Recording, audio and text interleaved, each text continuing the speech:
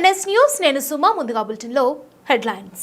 వరంగల్ నగరంలోని 32, 33, 39 డివిజన్ల పరిధిలోని లక్ష్మీనగర్, ఏకశిలానగర్, హనుమాన్ నగర్ ప్రాంతాలలోని ఇండ్లలోకి పెద్ద కాలువ పొంగి పొర్లుతుండగా భారీగా చేరిన వరద నీళ్లు సహాయక చర్యల కోసం వేచి చూస్తున్న కాలనీవాసులు, కనీసం కన్నెత్తి చూడని అధికారులు, ప్రజాప్రతినిధులు. ఇంట్లో నుండి బయటకు రాలేని పరిస్థితి, ఎడతెరిపి లేకుండా కురుస్తున్న వర్షం, సహాయం కోసం ఎదురుచూస్తున్న ప్రజలు.